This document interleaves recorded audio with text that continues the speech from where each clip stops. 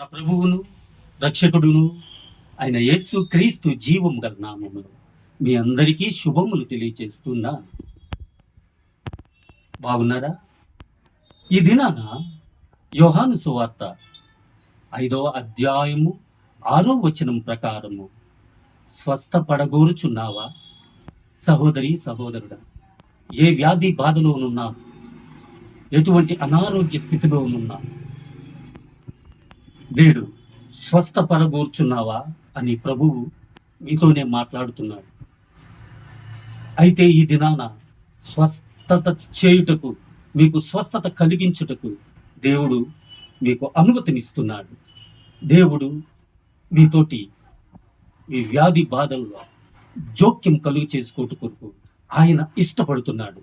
అయితే మీరు సిద్ధంగానున్నారా? అయితే చూడండి, వాక్యం 5వ అధ్యాయము 5వ వచనం, యోహాను సువార్త.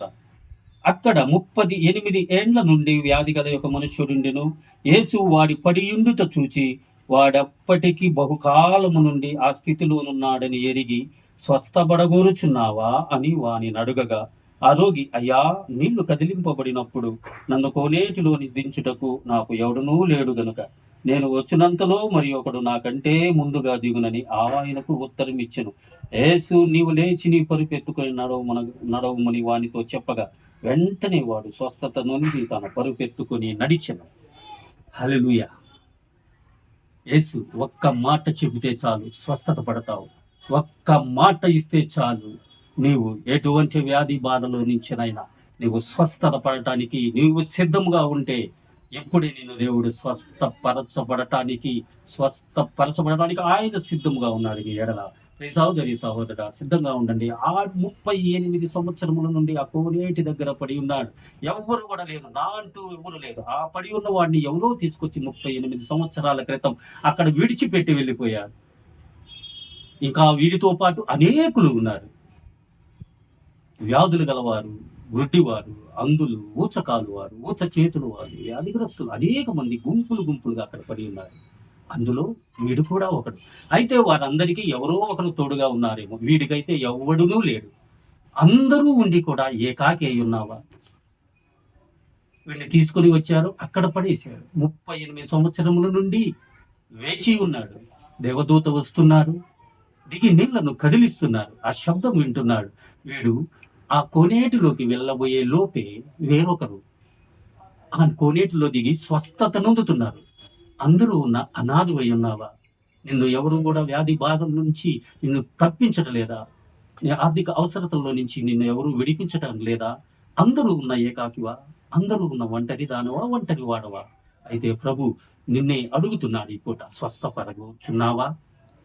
వీటిలో నుంచి ఉన్న అన్ని విషయంలో నుంచి, అన్ని సమస్యల్లో నుంచి నేడు నీతోనే మాట్లాడుతున్నాడు.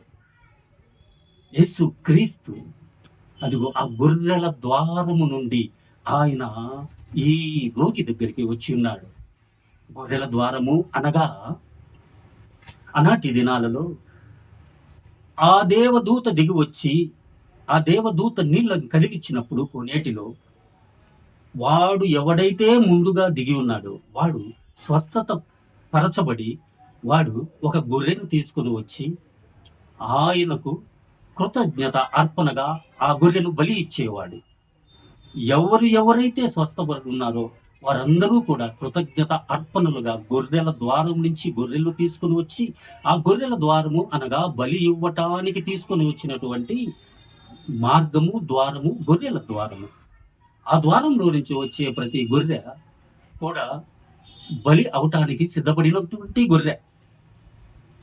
యేసు క్రీస్తు కూడా ఆ ద్వారం నుంచి తను ఆ స్వస్థత పరచబోరుచున్నావా అని అడిగిన అతనికి తను బలి అవటం కొరకు ఆ గొర్రెల మార్గం నుంచి ఆయన వచ్చాడు. స్వస్థపడగోరుచున్నావా అని అడిగాడు. అయితే నువ్వు లేచి నీ పరిపెత్తుకుని నడువు అన్నాడు.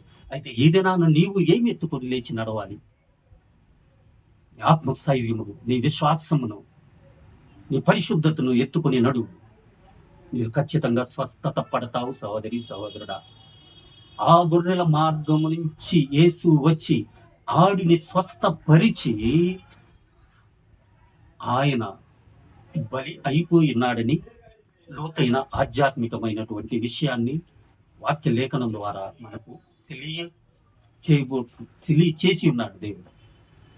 అందుకే ఆయన ఆ గొర్రెలు అంటే ఆ బలికి అర్పణమైనటువంటి గొర్రెల మార్గం నుంచి ఆయన వచ్చి ఆయనను స్వస్థత పరిచి ఆయన వాడి స్థానంలో బలి ఇవ్వవలసిన గొర్రెగా ఈయన మారి ఆయన బలి అయ్యున్నాడు. నీ కొరకు నా కొరకు ఆయన తన రక్తమును అర్పించి మన దుర్నీతిని మన సమస్తం నుండి పాపముల నుంచి వేరు చేసి విడిపించి మనము పవిత్రుడిగా చేసినటువంటి దేవుడికి మనం ఏమిచ్చి ఆయన రుణం తీర్చుకుంటాం? విరిగి నలిగిన హృదయమునిచ్చే కదా. ఈ వాక్య భాగము దేవుడు మనందరి వెనుకల్లో దీవించి ఆశీర్వదించును గాక. ఆమేన్.